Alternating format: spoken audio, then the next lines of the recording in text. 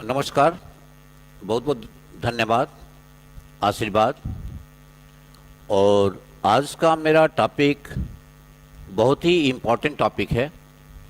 यह है NDA, CDS, एफकेट, written और एसएसबी। भारत के सेना के तीनों अंगों में अफसर बनने के लिए एसएसबी को क्वालिफाई करना, एसएसबी को पास करना बहुत जरूरी है। इस फील्ड में आने के दो पार्ट हैं, एक रिटन है, एक एसएसबी है। रिटन एग्जामिनेशन में एनडीए है, National Defence Academy, Khadakwasla near Pune. CDSE है, कंबाइंड डिफेंस सर्विसेज एग्जामिनेशन। इसमें इसके दो पार्ट हैं, एक आईएमए है, एक ओटीए है, Indian military academy Dehradun and officers training academy वाले चेन्नई। ये 60 सर्विस कमीशन है और आईएमए परमानेंट। अब आता हूं एफकेट पर। एफकेट में दो चीजों को, दो कंपोनेंट्स को उन्होंने शामिल किया है, ग्राउंड ड्यूटी को और फ्लाइंग को भी। ये तीनों रिटन एग्जामिनेशन के बाद एसएसबी को जाना पड़ता है लड़कों को।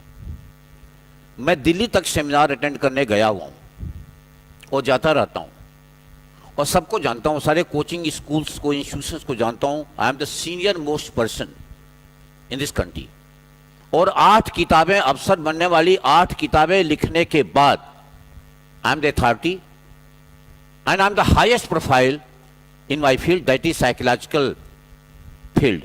और this selection, this system of selection is psychological based selection, मनोवैज्ञानिक पद्धति पर आधारित चयन। लला, मैं बहुत एक प्रैक्टिकल बात करने जा रहा हूं। पूरे इंडिया में सबसे ज्यादा एनडीए में दौड़ भाग है, एफकेट में, सीडीएसई में लड़का मैच्योर हो जाता है। एनडीए के बारे में ना लड़के को मालूम है ना उनके पेरेंट्स को मालूम है। मैं एनडीए को खंड खंड करके और इसका इंटरप्रिटेशन कर रहा हूं और इसको कहीं दरियाफ्त कर लीजिए, किसी भी टेक्नोलॉजी से इसको प्रूव कर लीजिए, इंटरप्रेट कर लीजिए, जो मैं बोल रहा हूं बिल्कुल सत्य आएगा। इस पूरी इंडिया में 27 सैनिक स्कूल हैं,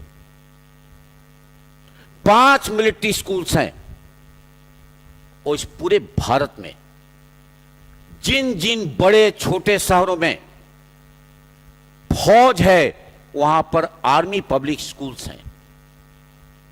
इसके बाद हिंदुस्तान के सारे बड़े शहरों में सेंट्रल स्कूल्स हैं।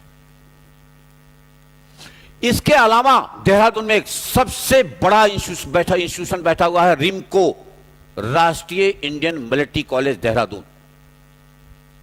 इसके अतिरिक्त ये जेईई वाले, ये भी एनडीए में अपीयर हो जाते हैं। पूरी हिंदुस्तान की 80% सीट ये लोग ले जाते हैं, बचती है 20% सीट। 20% में धांधली, झूठ, फरेब, नाटक, विज्ञापन, नौटंकीबाजी, लड़कों को गुमराह करना, पेरेंट्स को गुमराह करना शामिल है। इस पर बिल्कुल नहीं बोलना चाहता था मैं, लेकिन यहां से दिल्ली तक अच्छा नहीं हो रहा। जो कुछ चल रहा है बहुत अच्छा नहीं चल रहा है। उसका कारण बता दूं मैं। एनडीए में 2 प्रकार का लड़का आता है। पहले तो एक, उसके पहले मैं एक शेर बोल दूं, ये रंग भरने से तस्वीर नहीं बोलेगी, ये रंग भरने से तस्वीर नहीं बोलेगी, मौत बहुत जिद्दी है, होठ नहीं खोलेगी। रंग भरने से तस्वीर नहीं बोलेगी, मौत बहुत जिद्दी है, होठ नहीं खोलेगी। कोई ऐसा तराजू लाओ जिसमें पासंग न हो, कोई ऐसा तराजू लाओ जिसमें पासंग न हो। ये जिंदगी अब झूठ को न झेलेगी। हो क्या रहा है? यूपी बोर्ड का लड़का और सीबीएसई, जितने सेंट्रल बोर्ड हैं, दोनों तरफ का लड़का ये एनडीए में आता है। इसकी सीटें लिमिटेड हैं, कभी 350, कभी 400, कभी 450, कभी 500 को टच करती है। लाखों लड़का बैठता है। इसके पेपर्स मैथ, इंग्लिश, जीएस में 2 पार्ट, साइंस वाला पोर्शन और अदर पोर्शन जिसमें आर्ट्स के पॉलिटी है, लॉ है, ज्योग्राफी है, ये सब पोर्शन, हिस्ट्री है, ये सब आती है। मैथ का पोर्शन थोड़ा टफ होता है, इसलिए एनडीए निकालना सबके लिए, सबके बस की बात नहीं है। मेरी बात को सुने। मैंने पहले बोला था कि सेना के तीनों अंगों में अफसर बनने के लिए 2 पार्ट हैं।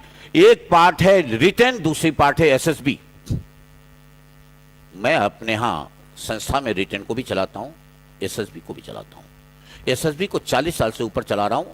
8 किताबें मैंने लिखी हैं जो इंडिया की बेस्ट बुक्स हैं। मैं घमंड नहीं कर रहा हूं, लेकिन मेरा चुनौती है कि इससे अच्छी कोई किताब इस कंट्री में नहीं है। इसको किसी फार्मूले से आप तोल सकते हैं। जब रिटन में लड़के का एडमिशन होता है तो ये कहा जाता है कि रिटन के बाद एक छोटा सा इंटरव्यू है। That is wrong notion, that is bluff. SSB बहुत कठिन है और आसान भी है। बहुत कठिन तो नहीं, लेकिन आसान नहीं है, उसका सिस्टम अलग है। रिटन तो लड़का अगर मैथ में मेहनत कर ले, इंग्लिश में मेहनत कर ले, जीएस में मेहनत कर ले, निकाल ले जाएगा।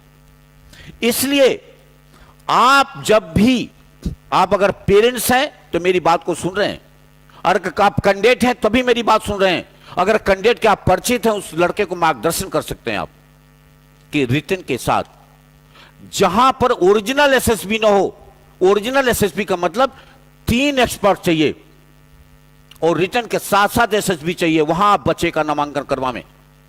क्योंकि रिटन के बाद सेकेंड पार्ट आ रहा है। सेकेंड पार्ट है सर्विसेज सिलेक्शन बोर्ड का, जो एयरफोर्स का अलग है, नेवी का अलग है, आर्मी का अलग है। उसमें 3 एक्सपर्ट चाहिए। एक जीटीओ, वो भी बोर्ड मेंबर चाहिए, एक साइंटिस्ट, वो भी बोर्ड मेंबर चाहिए, और आईओ इंटरव्यूइंग ऑफिसर, वो भी बोर्ड मेंबर चाहिए। जितने कोचिंग स्कूल्स हैं, यहां तो तीनों एक्सपर्ट है नहीं, है तो फर्जी हैं, या है तो कहीं कहीं केवल एक हैं। यहां पर मैंने अपनी संस्था में तीनों एक्सपर्ट रख रखे हैं, तीनों ओरिजिनल है, तीनों ओरिजिनल हैं। इसलिए जहां लड़का वहीं पढ़े जहां उसको रिटन के साथ एसएसबी का ओरिजिनल एक्सपोजर मिलता हो, झूठ नहीं, ओरिजिनल एक्सपोजर। इसलिए सुबह 7 बजे से लेकर के 5 बजे तक यहां सेशन है। आप आने और खुद भी एग्जामिन करके देख लें। जो मैं यहां से बोल रहा हूं वो ग्राउंड पर है, जो ग्राउंड पर है वही मैं बोल रहा हूं। मेरे कथनी करने में कोई अंतर नहीं है। लाइफ का 3/4 पड़ाव पार कर चुका हूं, 1/4 बचा है। इस फील्ड का मैं साधक व्यक्ति हूं। जितने मैंने साहित्य लिखे हैं, साधना करके लिखे हैं, कहीं से नकल करके नहीं लिखे हैं, क्योंकि इसकी पढ़ाई DIPR में होती है, defence institute of psychological research में, किसी विश्वविद्यालय में नहीं होती है। इससे नकल करके कोई लिख सकता, किसी से नकल करके मैंने नहीं लिखा और न लिखने की चेष्टा करूंगा। इसलिए जो बोल रहा हूं वो पत्थर का लकीर है। जो भी लड़का एनडीए में एडमिशन लेता है, कम से कम उसको एक किताब ले लेनी चाहिए, मेरी लिखी हुई स्क्रीनिंग। क्योंकि रिटर्न के बाद जब लड़का बोर्ड में जाएगा, चाहे वो एयरफोर्स में जाए, जो भी चॉइस दे, वो रिटर्न के फॉर्म भरते वक्त अगर वो नेवी चॉइस फर्स्ट देता है तो नेवी की कॉल आएगी। अगर एयरफोर्स का चॉइस सेकंड दे तो फर्स्ट देता है तो एयरफोर्स की चॉइस आएगी। अगर आर्मी की चॉइस में फर्स्ट में ठीक करता है तो आर्मी की चॉइस आएगी। वहां जाएगा तो सबसे पहले दिन उसका एक टेस्ट होगा, जिसको स्क्रीनिंग कहते हैं। इसको 1998 में लागू किया गया था, केवल 1 साल के लिए ट्रायल और एरर बेसिस पर, लेकिन ये अभी तक गवर्नमेंट ने इसको खत्म नहीं किया। 1000 में 950 लड़का, 970 लड़का, 940 लड़का उसी वक्त वापस होता है। 1998 से लेकर आज तक किसी ने स्क्रीनिंग पर किताब नहीं लिखी। मैंने 3 साल रिसर्च तो कर रहा हूं बहुत दिनों से, 1998 भी उसमें शामिल है। उसके बाद मैंने 3 साल रिसर्च करके किताब लिखी है। इसमें 11 OIR के सीरीज दी है। OIR का 2 इंटरप्रिटेशन है, officers intelligence rating and overall intelligence rating. कम से कम हफ्ते में 1 सीरीज एनडीए के रिटर्न के लड़के को करनी चाहिए मिनिमम, क्योंकि स्क्रीनिंग OIR और नरेशन में बेस करता है। एक लड़का किसी प्रकार से मेहनत करके रिटन टेस्ट को पास करता है, एसएससी में जाता है, उसी वक्त उसको बहुत तेज धक्का लगता है और वो एसएसबी का जो फर्स्ट राउंड का टेस्ट होता है, जिसको स्क्रीनिंग करते हैं, उसमें छट को वापस आ जाता है। दोबारा या तो रिटर्न नहीं पास नहीं करता, या पास करता था फिर स्क्रीनिंग से छटनी से फिर वापस आ जाता है, और तब तक ओवरेज हो जाता है। इसलिए एसएसबी का ज्ञान लड़के को बहुत जरूरी है। और दूसरा लड़का जिसके परसेंटेज 80% होते हैं, उसमें कोचिंग वाले भ्रमित करते हैं कि इसमें तो फौज वाले अफसरों के लड़कों का होता है। ऐसा कुछ नहीं है।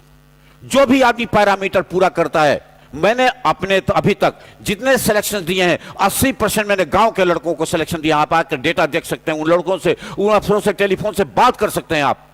और सब यूपी बोर्ड के हैं और सब मेहनत करके हैं। जब वो आए थे तो एनडीए में आए थे, हो सकता किसी का सीडीएस में हुआ, किसी का एफकेट में हुआ, और 1-2% का एनडीए में हुआ।